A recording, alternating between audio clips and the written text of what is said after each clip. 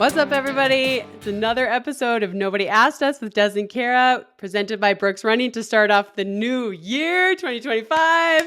Des. Ooh, season 3. Season Like 3, that. can you believe it? No. Simply put, no. It's crazy. Nah.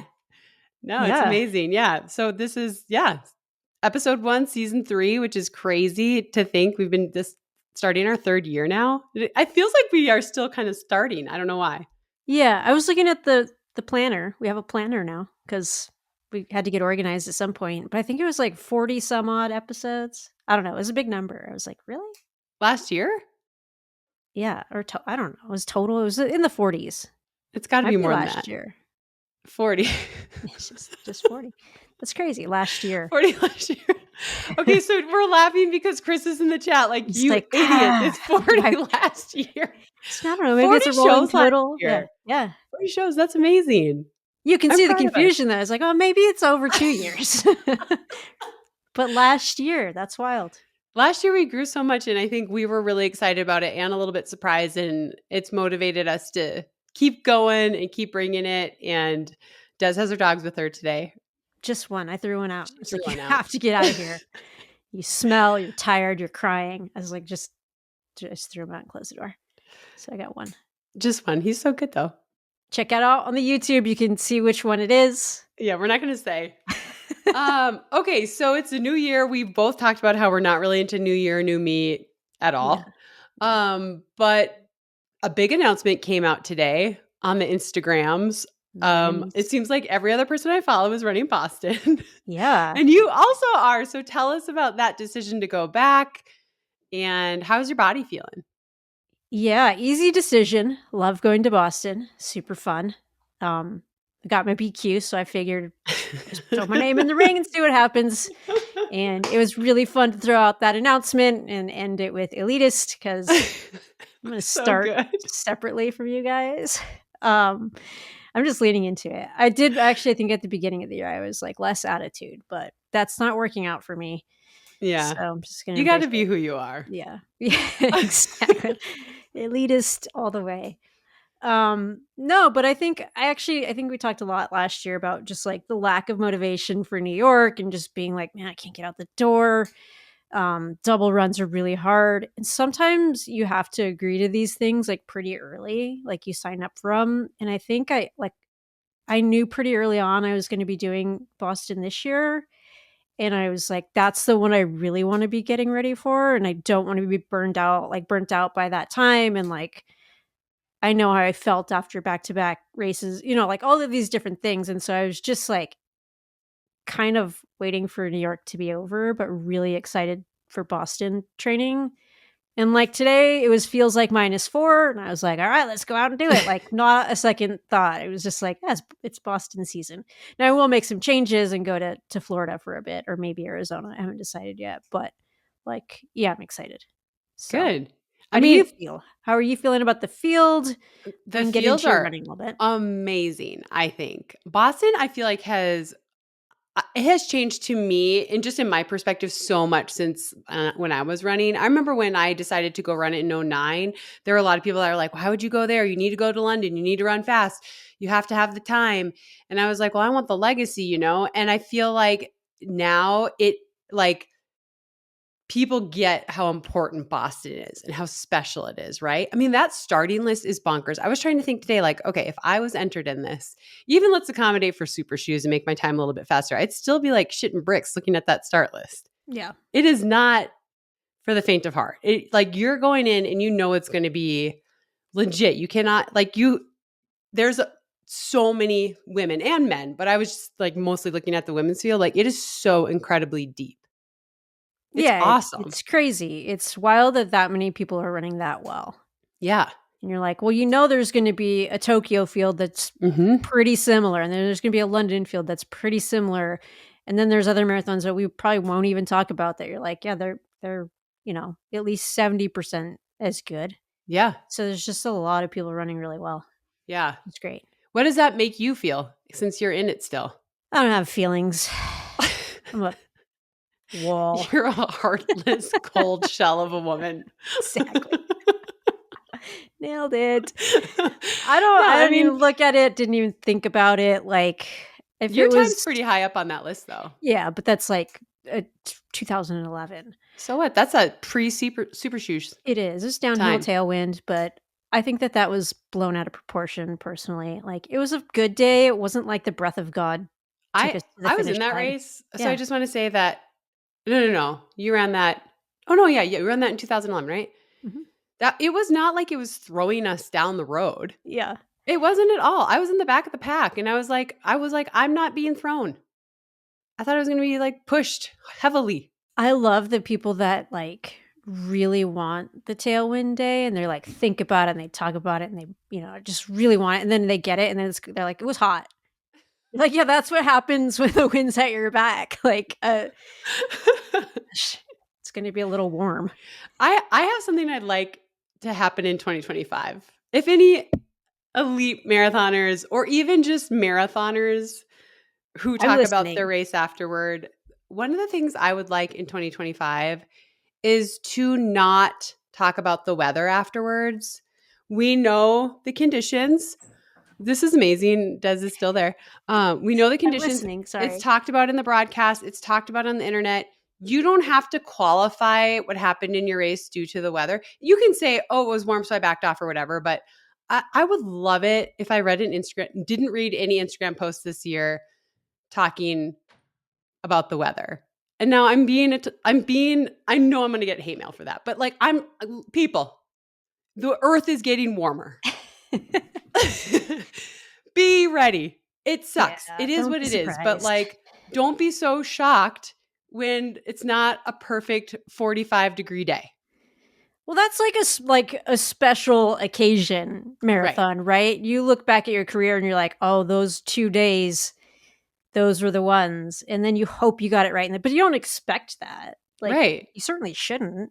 Right. Yeah, I think that's I mean, I guess there's more opportunities for that. Like, there's a handful of races where it's usually like, okay, you can go to Valencia or Rotterdam, or Right. Tokyo's usually like, but still, like, you don't expect that. And definitely not in Boston where you're like, I don't know, it's spring in Boston. Like, you could get 75, you could get 29 in rain. Right. Well, of all of the races, Boston is Yeah. unpredictable with the weather. You can get sunburn out there or you can get, frostbite. So just be ready for that. And afterwards, we don't need to hear all about the weather. You can say what it was, but I don't know. I just feel like we have gotten so hung up on times. We just Yeah. constantly got us so hung up on the weather. And if I could just put something to bed in 2025, it would be, let's not talk about I'm going to bring it up. it. I'm gonna immediately talk about it. Please don't. God almighty. Now I'll do it. Yeah. No, I like that. I think new year, new us. New year, new us. Let's just get out there and race, man. Let the chips fall where they fall. I That's what like I that. think. Thanks for Okay. putting up with that. The dog, I let the one dog out, was opening the door. Then as I was letting him out, the other dog walked in, and I'm like, you guys got to get out of here. So thanks for bearing with me. I Good job. apologize, but I was listening. Yeah, I know you were. What's new with you? How was your holiday? You posted a little post about your running? Fill us in. Let's Yeah, get the it's latest. so my holiday was great. It was super relaxing. I know that I love that time of year because I know that I'm just going to fall into a void of not knowing what day it is, and I really love that. And I'm not an elite athlete anymore, so I'm not like stressed about training or the weather or anything. So I really look forward to that late December into early January time of year every year, and it was lovely. My running has kind of been not great, especially the last 2 months. Basically, last year I got in this really good stretch where I trained for a 5K and I was doing 10-mile runs. I had like 3 or 4 10-mile runs. I was feeling really good. I ran the 5K. It was so fun. And I started to think like, oh, maybe I could run a half, or maybe I could run, like I could really run a 5K again, or maybe I could do a cross country race or whatever. Like my mind just started to go. But essentially I took some time off after that 5K and then it's just never been great since then. And then the last 2 months have been especially just bad. And so it's just so frustrating because and I'm not giving up on it yet, but we have a friend and we signed up for a half marathon together and it's just getting closer and closer. And the reality of it is kind of like crushing because it's like, I just don't know how I could do it, you know? I know I can run 13 miles, but I don't think I can on the road. So if I haven't complained about it on here before, my dystonia is worse on smooth surfaces. So I can go run on a crushed gravel. Even there, my dystonia hasn't been great lately, but I can do it. Mm-hmm. And I can go run, I'll go run between 4 and 8 miles a day on something like that. And I know I could stretch it out, but I have to be able to do it on a road. And I really struggle to run more than 1 or 2 miles on the road because it's just so exhausting. I feel like I'm going to fall the whole time. Yeah. And I take a medication that I don't really think is doing anything anymore. And so, yeah, I'm just like, I don't want to be Debbie Downer, but I'm definitely not in a great place with my running. It's really frustrating, especially because last year was so fun at the beginning of the year that it kind of got my hopes up that I could not be like an elite again, but like I could do some little Yeah. fun goals for Just start myself. racing, Yeah. pushing yourself. Yeah. That's So fair. it's been frustrating. I feel like Yeah. those are the worst. Like, the things you can't really pinpoint. Like, if it's a bone injury, you're like, "I just have to take time off," which I hate. But, Right. like, you're moving towards the Yeah. goal. But I can understand the frustration of being like, "I don't know what to do to make this better, Yeah. And just make honestly, it I had a lot worse." of hope, like, because it's a neurological condition, it seems like sometimes when I'm working a lot or not getting as much sleep, it gets worse. So I had a lot of hope that because I look forward to this time of year so much and it was so relaxing. I mean, I was sleeping like 10 hours a night and I was like by all the people I love and all this stuff. I had a lot of hope that I would come out of this feeling really good. And it's only gotten worse. And so that's very confusing and frustrating as well. And it's just hard because there's just not a lot of information about dystonia. And the people that have it all have it's just such a different experience for everyone. So what works for Mm. some people doesn't work for other people. Like, for instance, I feel fairly safe on a treadmill because I'm not moving through space.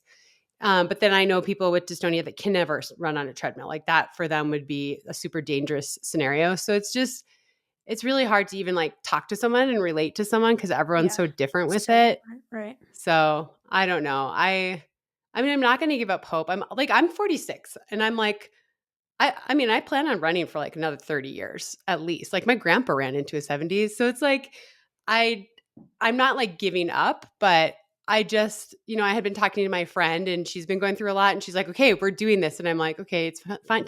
I have to confess something to you. Like I can barely run right now. Oh, shit. I'm like running 3 miles a day. And Adam's like, I'm so impressed that you're going out and doing that because it looks Yeah. awful.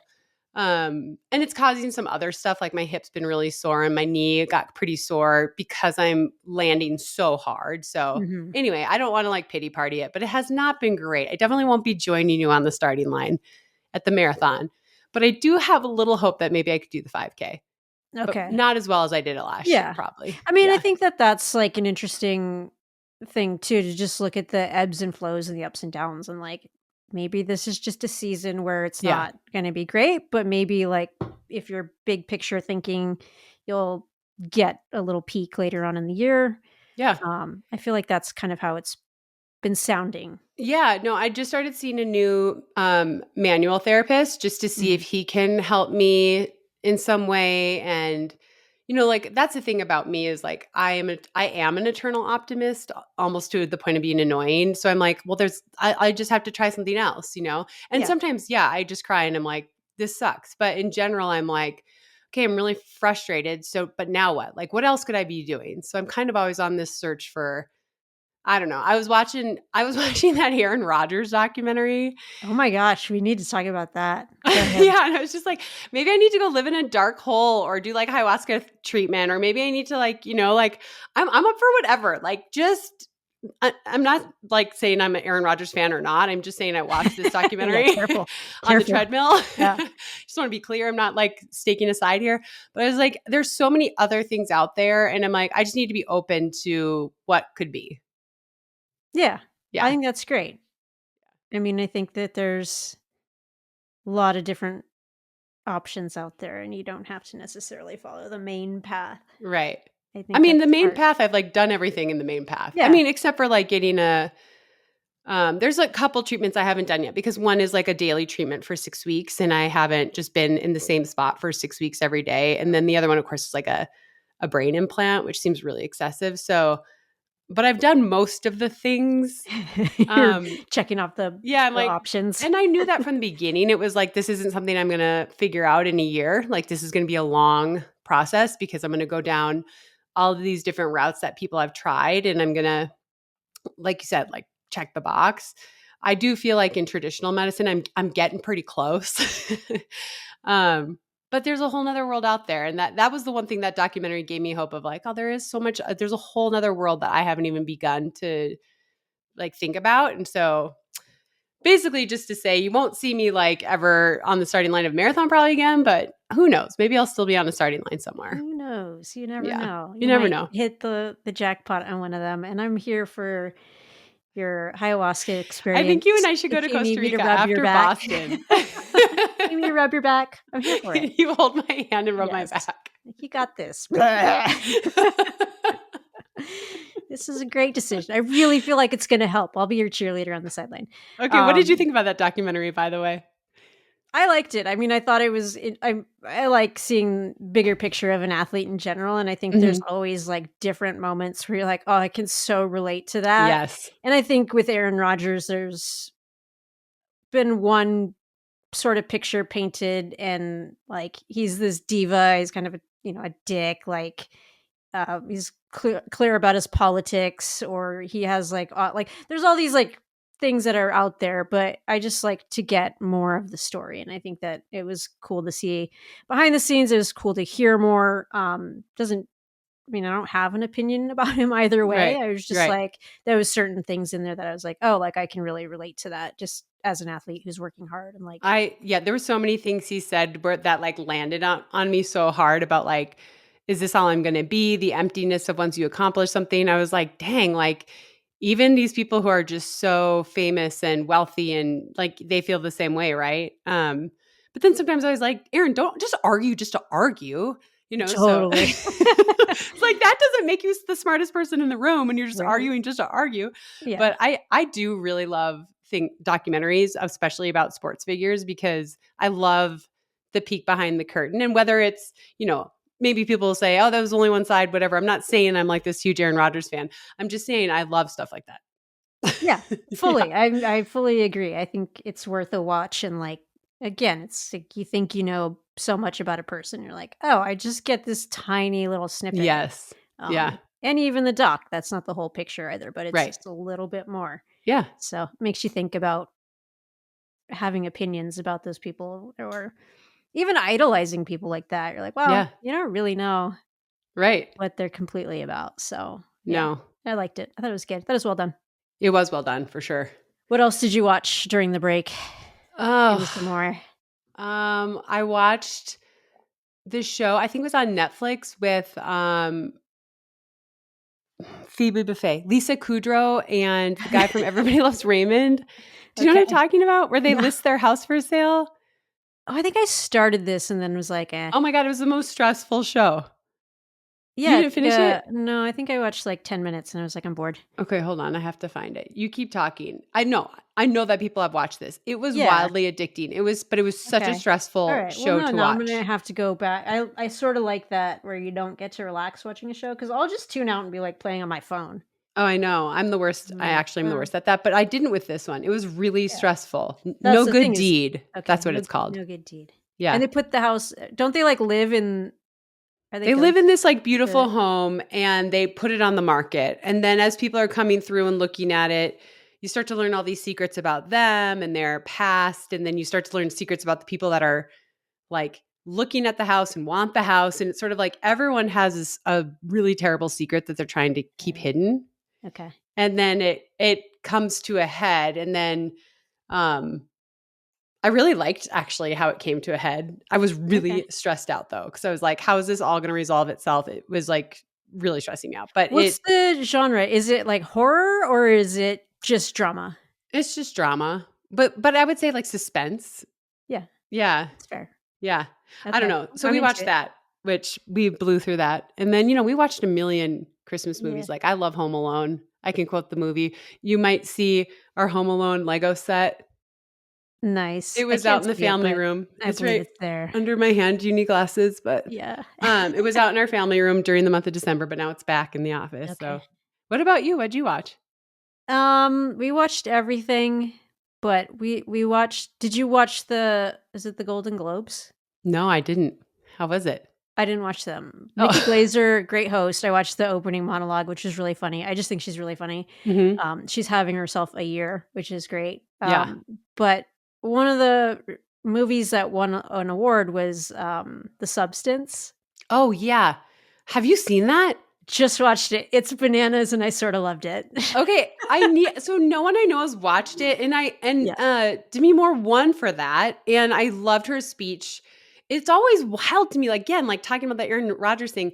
I mean, I read her memoir last year, so I feel like I'm a little fresh on her, but so I already knew she was sort of like a damaged bird, or a little injured bird. But like these people that are so successful Yeah. that we all aspire to be like, that like hold like they're iconically beautiful and all these things that they're so insecure. It always just like blows my mind. But anyway, How? yeah, I'm like, dude, you're amazing. So Yeah. she gave such a great speech, but it was also like just a little reminder of like, even she doesn't feel like she's enough. I'm like, how? You're like so iconic. You know what I mean? Yeah. Anyway, so you watched it. Yeah. I mean, it's funny that that's the movie she would win an award for. It's just like, I don't know. It's a weird sweet spot of cheesy 80s like outfits, some horror, like Exorcist style blood, which is amazing. And then it's like, I don't know, it's got sci-fi to it. It reminded me a lot of Requiem for a Dream in the Mhm. production and like how it was like put together, which I think that movie is incredibly well done. It's fucking gnarly. If you've never seen Requiem for a Yeah. Dream, like that's a crazy movie. And this movie wasn't that crazy, but it was pretty wild. And then like even the theme and the content of it's like, like body image and being happy with yourself and things like that. Like it got a little bit out of control in the best way possible. So it was almost like funny as like humor as well. Okay. It's I a watched the mess. preview You for it and I was should like, what watch did it. I just watch? You should just stick with it because you'll get to a point and you'll be like, "What the fuck am I watching? This is so dumb."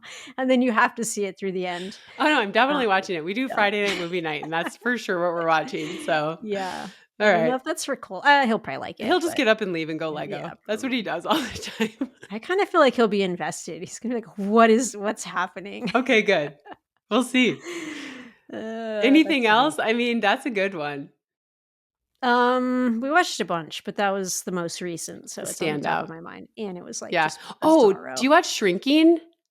No, I've heard it was Okay. good, or it is good, but I Yeah, haven't so we watched it. watched, I don't know when we watched the first season. It must have been sometime last year, and the second season's out, and I think we're almost done, but I really love that show. It's really it is so funny and witty and quick and fast, but also like so sad and heavy, Hmm. and Dang, it's just so well done. I really, really good like it. balance.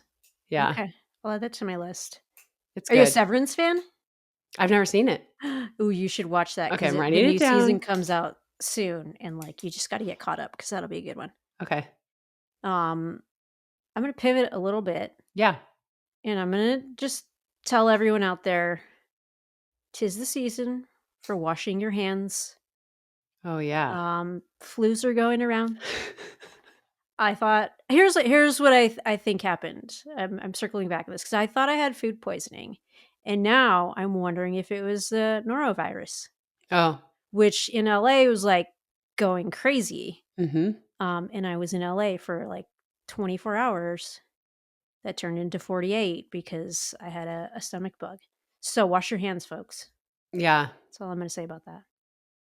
Cold had the flu right when he got done with school. Yeah, Like fever, all that stuff. Not feeling well. And not somehow good. we didn't catch it, thank goodness. But yeah, wash the hands. Yes. Okay, well, I'm glad you're feeling better. Yeah, that was quick. It was fine, but it was memorable. And for like 24 to 48 hours, like I'm kind of shredded. Like I could see my abs. It's like I haven't kept food down in 48 hours. You're like, this is what it must be like to be a Hollywood star. Yeah, and then I passed out. Great. Okay, well, I wrote on your Instagram the other day that I thought of a topic that might be controversial. And This then is, a surprise to me. I saw that, but I well, don't know no, what it it's what is, we're talking so about. When I Oh, was okay. like, "Oh, we Oh, should talk about that." And you're like, "Yeah, for sure." Okay, yep, so let's I do it. think we should talk. This is the time of year where you see a lot of athletes deciding to retire or announcing that they no longer have sponsorship or that they're switching sponsors. And I just thought would be nice to sort of talk it through. Like, how do sponsorships work? Why do some come to an end? Um, yeah, I don't know. I don't even know how to start this, but I think we should talk about it. I think yeah, I mean, I think it's a very fair topic, and it's obviously we're seeing a lot of transitions, and then I think, Sarah Lorge did a couple articles, one on agents before the end of the year, and then she's kinda done a follow-up on, like, contracts going into the new year. So there's some stuff out there, but we could definitely dive in and kind of talk about our own experiences and also, um, I don't know, just the general, like, life of an athlete. Like, I Yeah. think it's a very different career timeline than most careers, so it's Yeah. worth mentioning. Yeah. I think there's some misunderstanding sometimes when people see that someone's contract is up and then they get mad at the brand.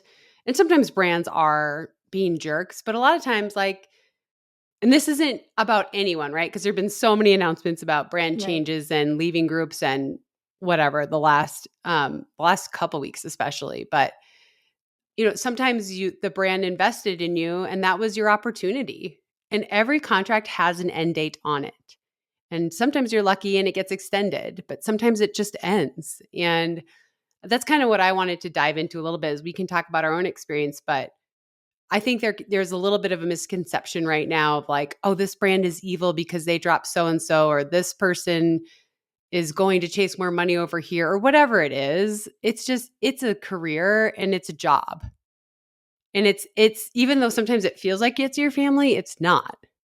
It's a business. It's a business. Yeah. Yeah. So just from your own experience, you've been really lucky. I mean, you're one of the few. Parker Stinson announced his retirement, and he said one of the things that he always wanted to do was go out with the same company that brought him in.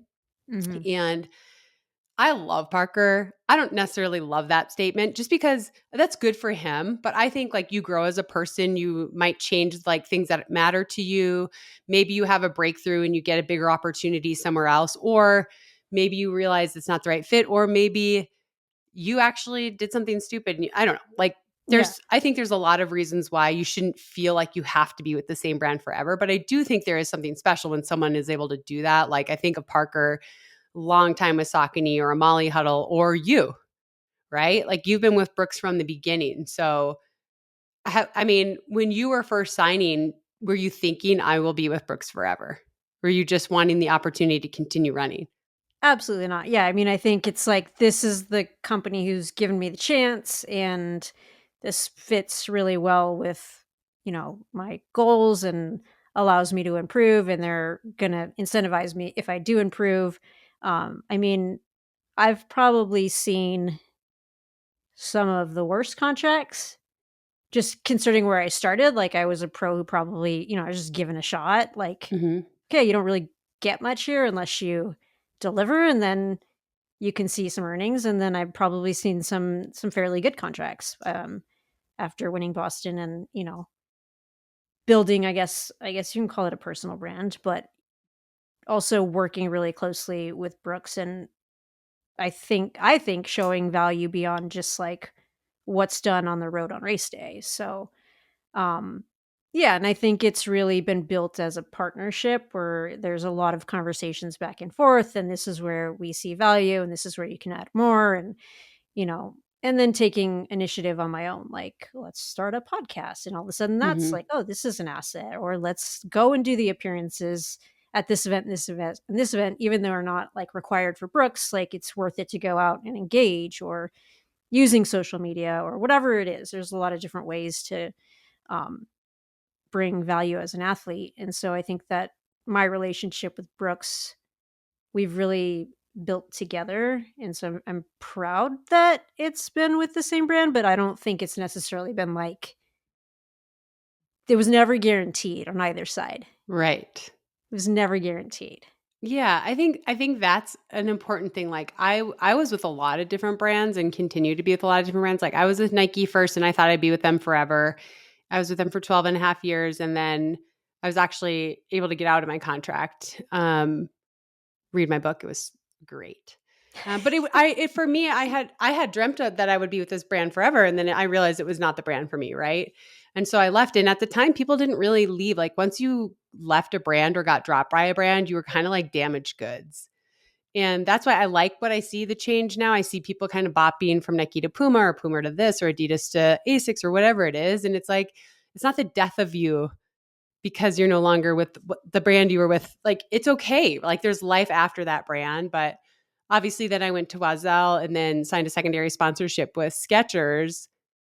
I'm trying to think. I don't remember how long I was with Skechers. And then I ended up going with Ultra and then switched over to Brooks last year. So I've been through like a lot of different companies and the contracts have been different but yet similar, you know? Yeah. And none of them are forever. You know, and it is hard. I mean, I haven't I, admittedly I haven't been a part of a situation where I was let go and I didn't want to be let go. So I'm coming at it from a privileged position here, but I've had that experience with races and stuff where, you know, I thought I was at one level with them and they came back with something totally different a year later and it hurt. It hurts. It feels so personal. But it's really not. It's really about like there's a lot of different ways to be valuable to a brand and it's not just performance. Mm-hmm. And sometimes being a performer is great, but we do see some of like I think of one of the best runners the US has ever produced. And when her fast running days were over, her brand was done. And you know, everyone's like, screw them or whatever. But maybe for them, they didn't feel like they could keep getting worth out of this athlete, you know? I don't know. Like it's just complicated. Well, it is, and I think that what's interesting too is there's other brands where you've had an athlete hit the pinnacle or near pinnacle, and it's like, "Hey, I medaled at the Olympics, silver medal, let's go. Next contract's gonna be massive because I just proved my worth." And it's like, "No, you earned your worth on the last contract, and now we think in 4 years in this event, you're not gonna be worth that much. Like, there's no way to sustain this. Actually, you're on the end of your career, so we're gonna bring our offer down." Hmm. And, I like you can go to different brands that might value you differently, but if that's their strategy, that's their strategy. And like I think NILs right now are changing the game dramatically. That's going to be a big thing to look at and keep interested in and like Hmm. kind of keep the pulse on because I think that space is going to change the pro space like in a huge way in the next coming years. I think so too. I think there's a lot of brands that are focusing on. I think one of the things that I talked to someone in the industry about was what they've learned from the NIL is that the athletes that were with a certain brand, it's almost impossible if they have an NIL in college, it's almost impossible to get them to leave that NIL. Like they are like committed to that brand. So we think of like a Graham Blanks or we think of My Ramsden or I know I'm forgetting a million people here, like a Caitlin Clark, even, you know, we did see it with Parker Valby, she switched, but that is really rare. And so I think a lot of brands are saying, hey, if I want the future, I have to start investing in them even younger and kind of taking a risk. And so maybe someone who's like a B-level athlete, like they might make it, they might not. I'm going to give them a 1 year or a 2 year contract and give them a chance. They might not get that opportunity anymore because that money is going to go to an NIL athlete that potentially has a bigger upside. And I mean, Yeah. that's a little scary, but that's the reality of what's happening. It's very interesting. I mean, particularly how young they're targeting. Like, is it high school? Is it kids in early college? Are they old enough to sign contracts or do their parents sign them for them? Do their parents know what they're doing? Do they hire a lawyer? Do they hire an agent? Um, and then, like, what can you tie a minor into? Hmm. So there's a lot of questions around it. And I think there's a lot of people representing these young kids that maybe aren't totally qualified, but they're like, "Oh, like there's so much money in NIL and talent agent and yada yada." It's like they're not really sure what they're doing, but they are really great talkers. Right. And I think they're going to get a lot of opportunity and it's going to be, you know, the athlete that maybe pays the price, Yeah. which is scary as well. It seems like also an Olympic year is always a big shift. A lot of Yeah. contracts are up at the end of an Olympic year. And so it seems excessive this year, I think, like the posts about leaving or changing sponsors or retiring, but um Do you that's feel like fairly it's more? common. Do you think that it's like we're just seeing it more? I think maybe we're just seeing it more because more people are talking about it on social media maybe. Like, "Oh, Yeah. I didn't get re-signed, so I guess I'm hanging it up," or "My time's coming to an." I don't really know. It's interesting to see, like, athletes that feel the need to, like, thank a sponsor or thank an opportunity, and then athletes who are upset, you know? Like, there's Mhm. it's so hard because it's really hard because in general, you're given an opportunity, you know there's an end date, and there's no guarantee. Even if you run the best year of your life, there's no guarantee that you're gonna be asked back. You just gave an example about someone who won a silver medal at the Olympics. There's also someone who won a bronze medal at the Olympics and came home thinking like, "Oh, I'm gonna make money," and they were like, "Well, we already captured you at your height." You know, so we still want you, but we're not going to pay you more. We pay you on, I remember that was the thing that was said at Nike. We pay you on potential. And Mhm. once, like you won the medal, great. Well, you won the medal under X amount of dollars, which is crazy, but I'm not From saying I a agree with it. from a business perspective, though, like, if you're just running, like, a P&L and you're just like, what am I investing in this marketing strategy? It's a marketing strategy, Hmm. what's gonna get me the most ROI, and, like, I mean, you're moving, like, columns around and you're not thinking about a person. Right. Like, can we could see that it could make sense to some degree if Yeah, you're, you could like, see that it makes sense. I think that's what's so hard is that we all know how hard running is and we all know how much someone puts into it. And so it's like, wait, they just ran amazing. You're not going to pay them more. You're actually going to pay them less. Like, what the hell? It becomes so personal. But if you remove all of that out of it and you're just like, this is a business decision, you're like, well, I see how that could happen, but it still sucks. oh, for sure. Yeah, I mean, and I do think that there are brands that take all the personal out of it, Hmm. and then there are brands that are like, well, I value also the hard work and the training hours and all of these different things on a personal level, and so that's a big thing too when you're picking the brands you're gonna work with, like, figure out what the brands are about and what the sports marketing managers see as valuable and, like, what that relationship is like, and then the other thing too is when you're doing that, you're doing it with an individual, like, "Hey, this is the sports marketing manager. We've built this relationship." Well, there's also no guarantee that that person's gonna stay there forever. Right. That Right. person could leave or, lose their job, whatever. You might be negotiating with someone else with a totally different strategy. What do you think? Like, if you were talking to someone, sorry, it's like getting so dark in here. Should I turn my lights on? I thought you turned your light off at one point. I was like, Okay, "Huh, wait, what hold happened?" on. Pause for 1 second.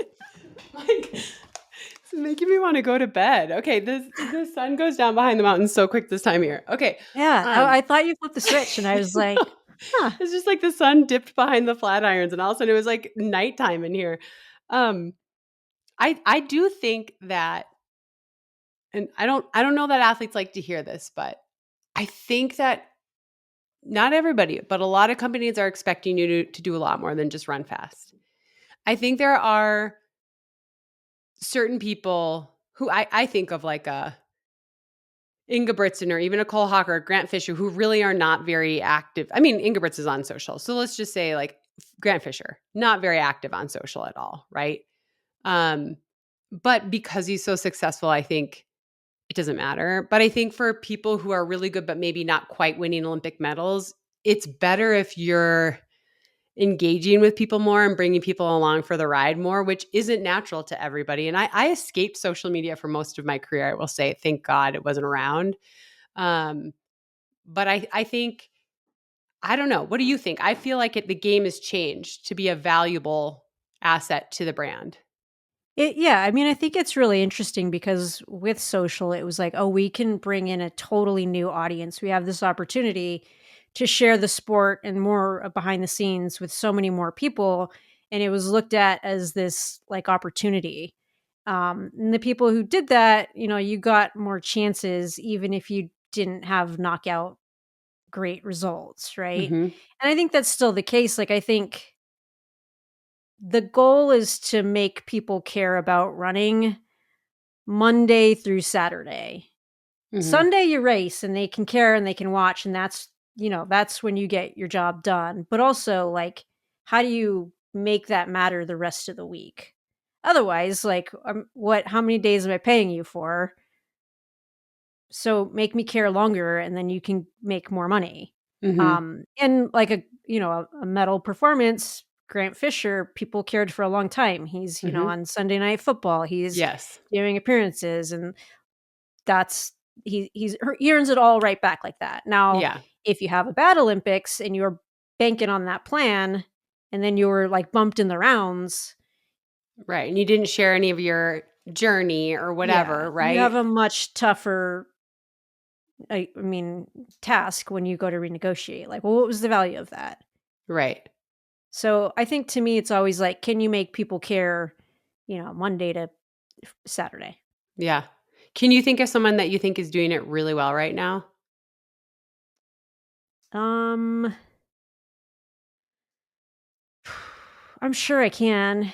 Yeah. No, It's I'm not catching you off sticking. on the spot totally. I think of like someone I think that's doing it really well is like Clayton Young, Yeah, that's a good who one. is putting a lot of time into this YouTube series, but it allows people to really get engaged and to really care.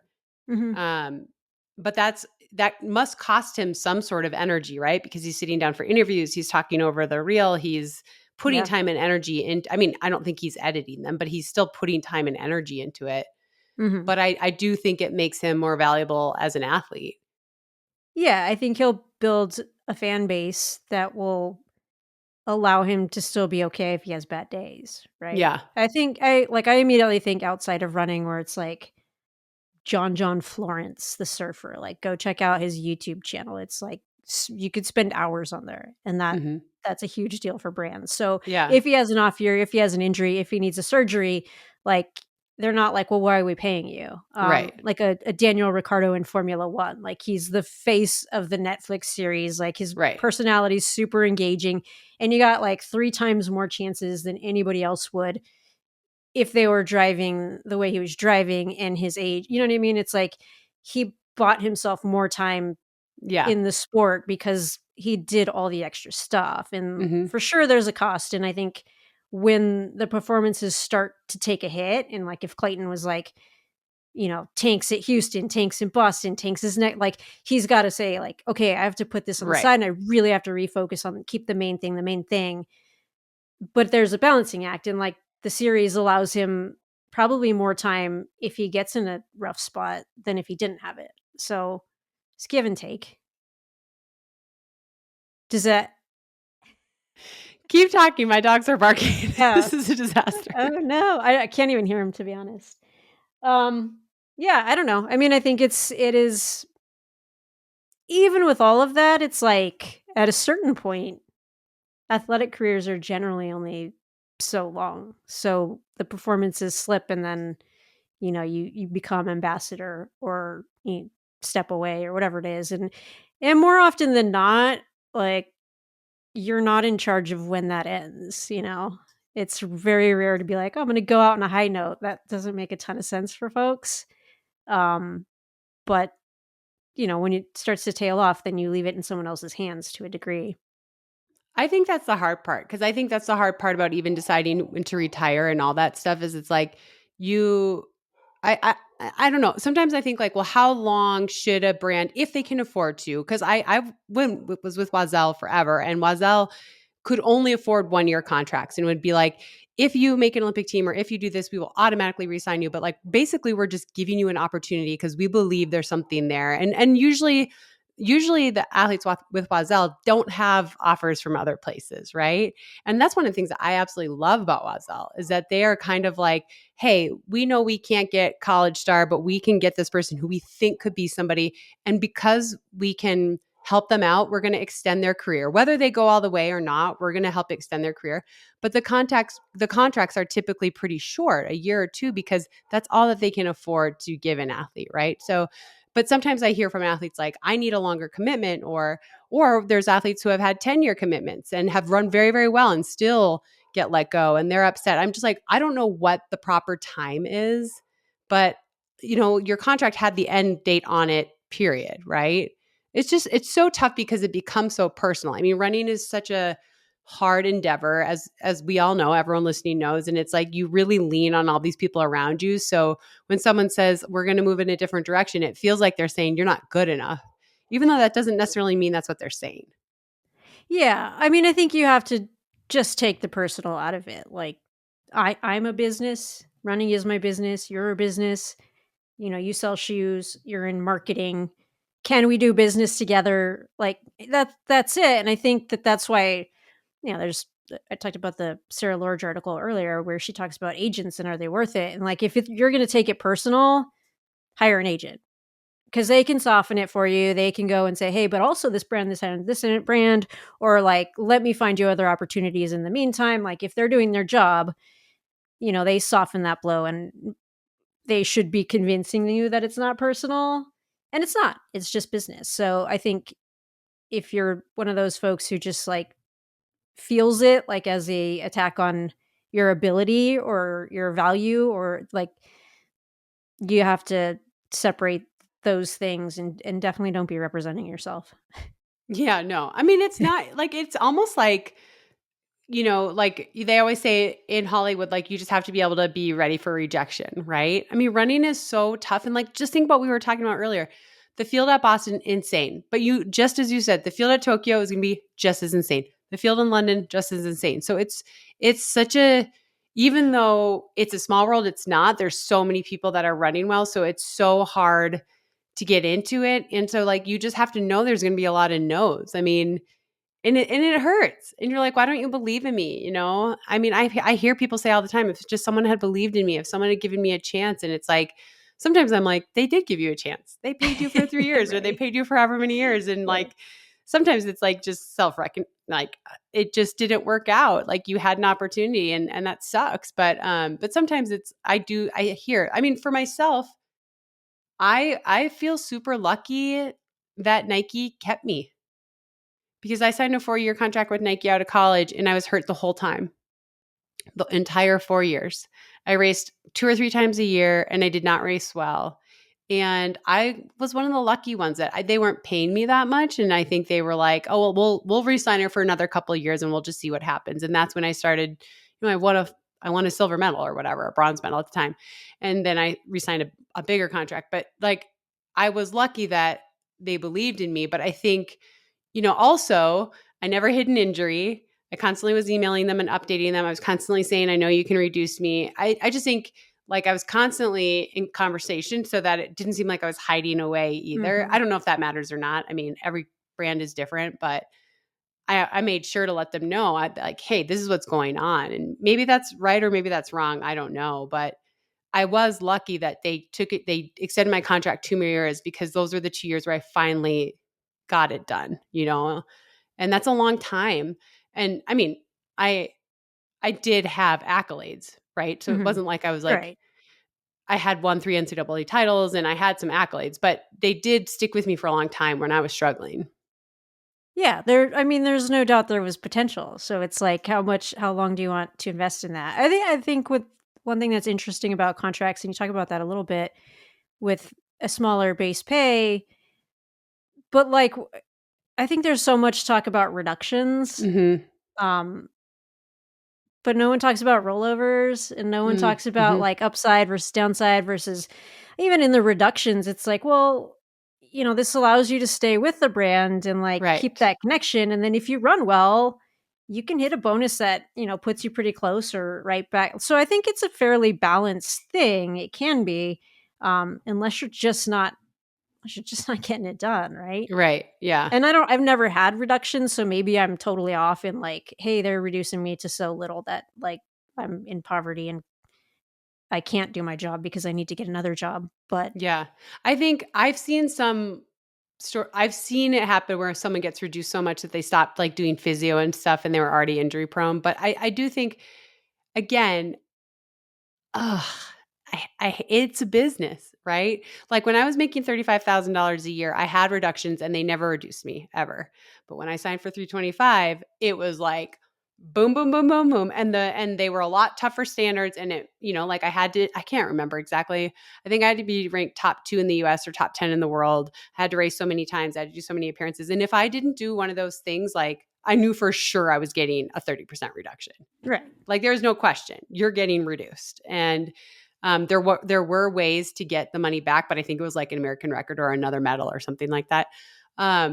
Which isn't impossible, but it's pretty hard. But anyway, like I agreed to that because I was willing to take the risk of like, yeah, no, I'm going to be able to be top 2 in the US or top 10 in the world, and then I got into an injury pattern. And it was like, oh shit, now this is getting harder.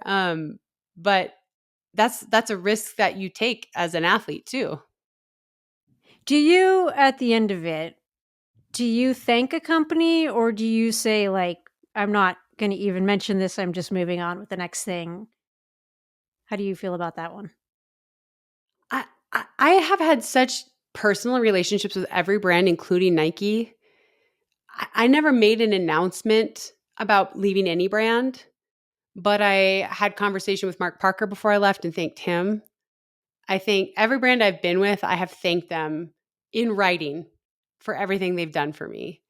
But I've never made a departing announcement. I think, or post. Mm-hmm. I think part of it's because I don't want someone to see it and try to read into it some weird way. Yeah, that's Oh, fair. they dropped her, or oh, like screw them just because she had a bad, whatever it is.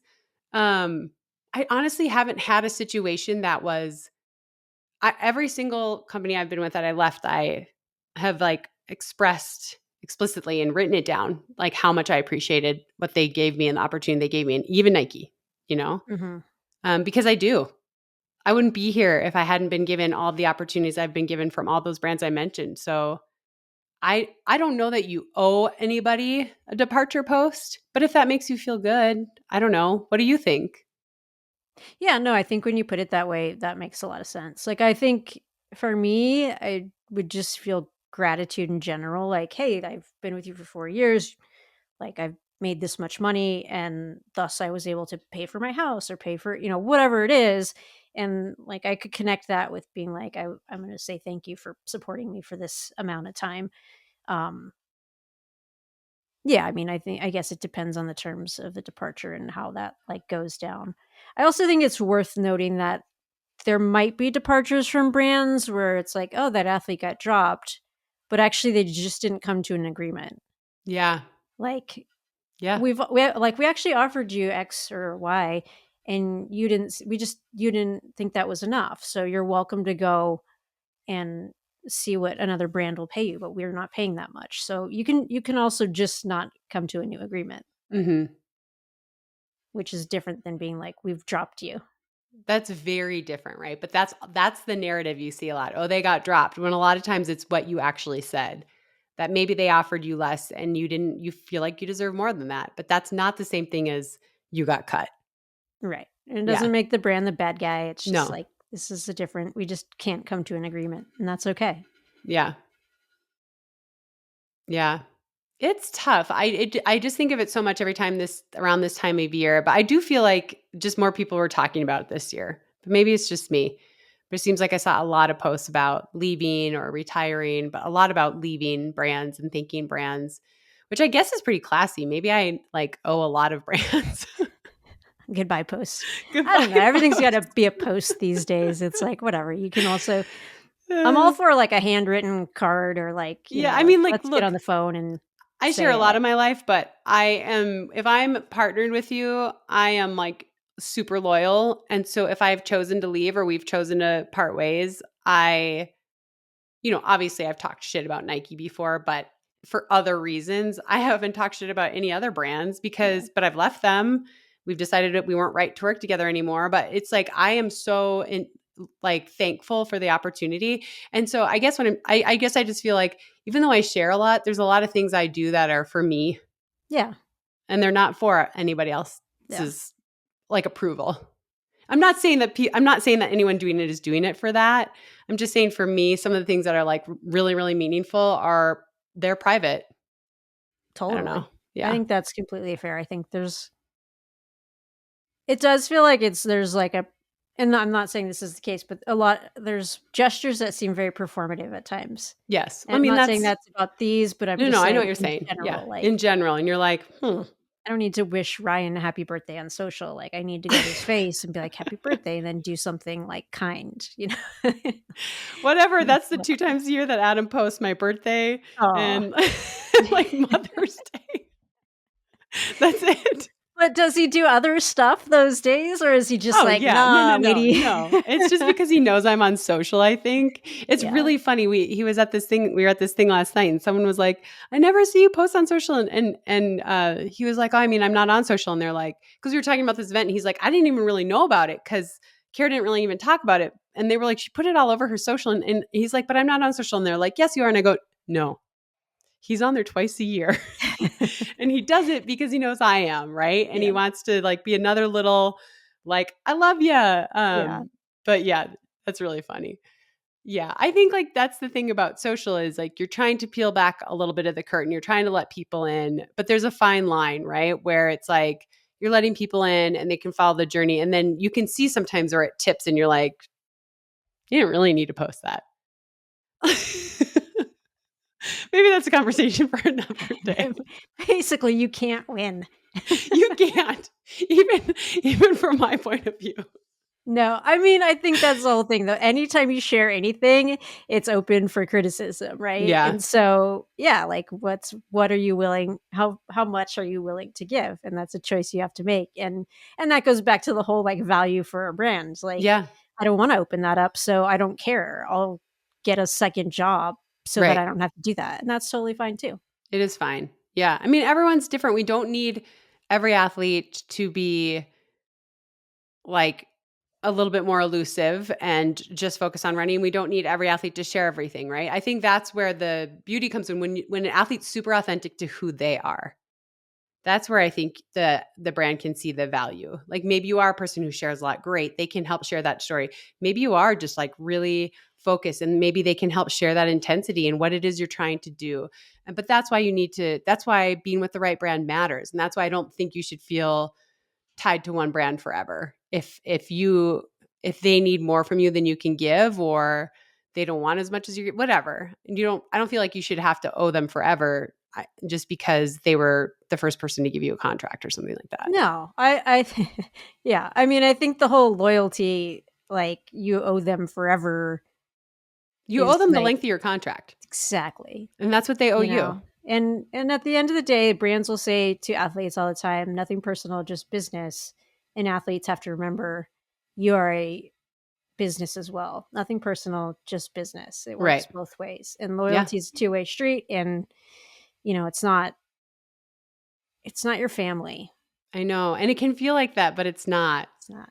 Jim Weber used to have, like, he was great about that. He'd be like, no, we're a team. Like, this is the Brooks team. We're not, but family, you have to love everyone. Like, we can say, you know what, crazy Uncle Joe, like, you've been awesome, but we can't, this doesn't work for our team anymore. Right. And I'm probably messing up the words, and he's probably like, no, I didn't say that. But it's like, hey, this is a team, and we choose to be around these people. And, like, family is a different, like, these are different things. Right. Yeah. The message. And I always like that. I like that too. He's right. It is a team. Yeah. I like that analogy a lot. And it's true. All right. Well, I think we talked contracts to death-ish. Yeah. It's good stuff. I like talking about contracts. I'm excited to see where people go.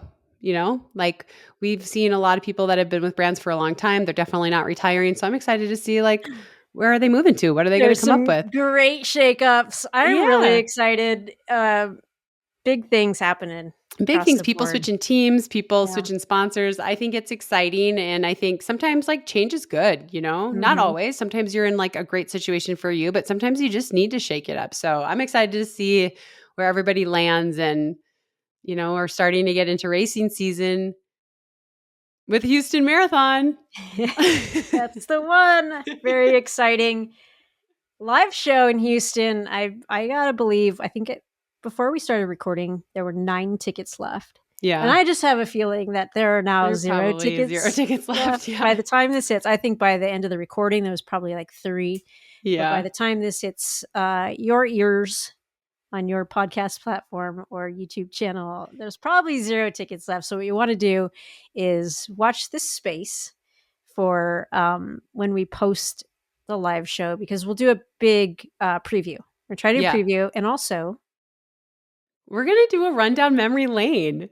Love it. So in 2012, which I can't believe was 13 years ago, that's bizarre. Des and I made an Olympic team together in Houston, and the marathon team, obviously. So we are going to relive all of that. Like, what was it like? It was Des's first Olympic team.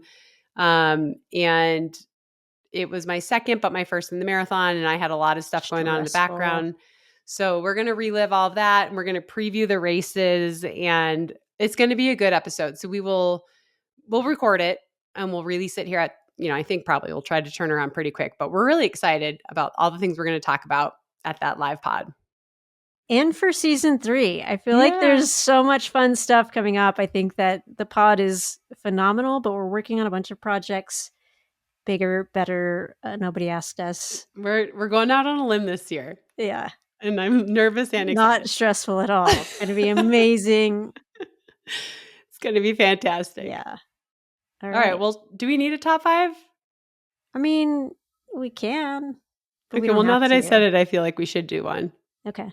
Okay. Do you want to start? Yeah. I'm just going to go with Houston because we have the live show and we have incredible races. I mean, I think those fields are bananas. Everyone's like American record, male side, blah, blah, blah. I'm like, yeah, great chance, but I would put my money on a women's record, an American record, over the men's if I were making a safe bet. I think Wayne Claudia's back. I hear she's super fit. And Amanda Vestry ran like lights out good in Orlando at the end of the year in her first half marathon in her debut. And she had like no competition at all. So I'm excited to see what she can do. I think people really slept on Susanna Sullivan in Chicago. Yeah. She's in the field and no one's talking about her. Like it's crazy. So and Natasha Rodgers is in there too. She's I think it's going to be healthy. Good. Yeah. So I think that for me, I'm excited about both halves. And then the fulls are always really good as well, which we won't even get And also into you're going to be on the broadcast. Yes. That's why I know this stuff. That's right. It's the only reason. Broadcast. Did I say podcast? No, broadcast. You're going to be on the mic. It's going to be great. Yeah. Okay. That's a good one.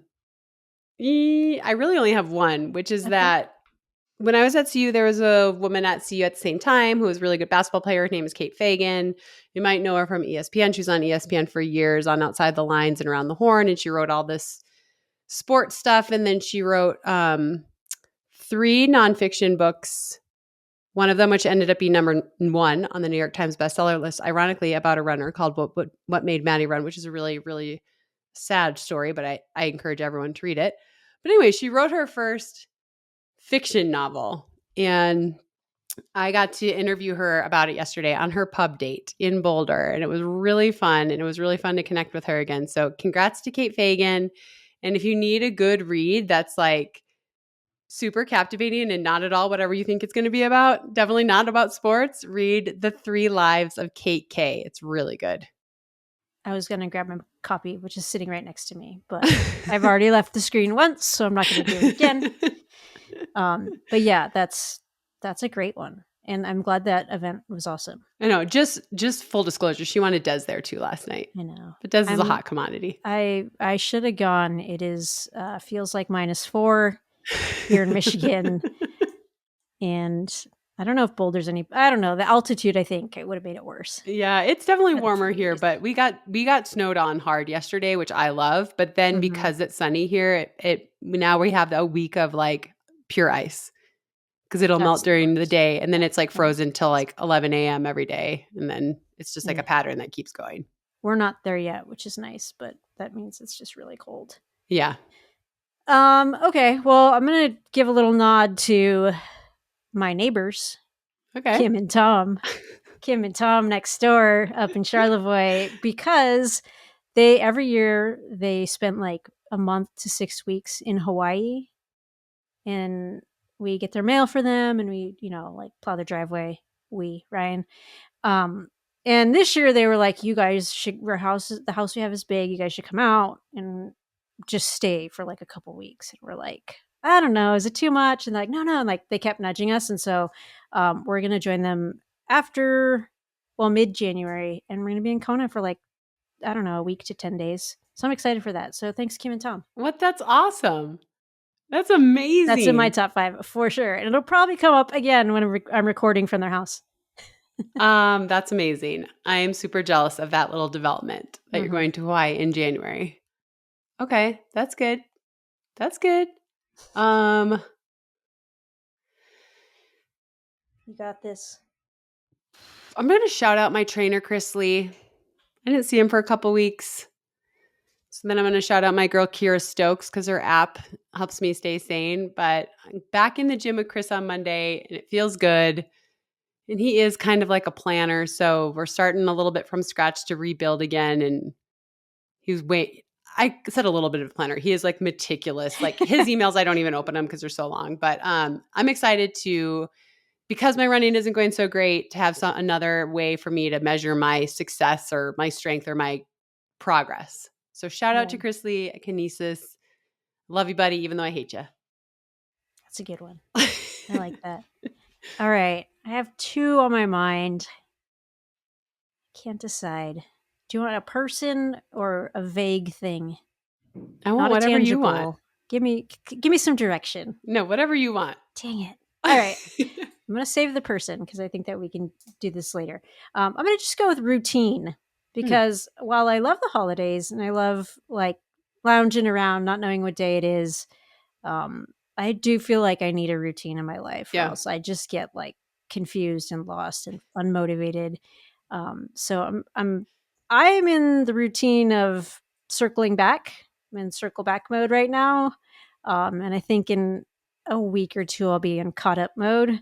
Yeah. And then it'll be a regular routine. But like for right now, it's like answering emails and getting on a schedule.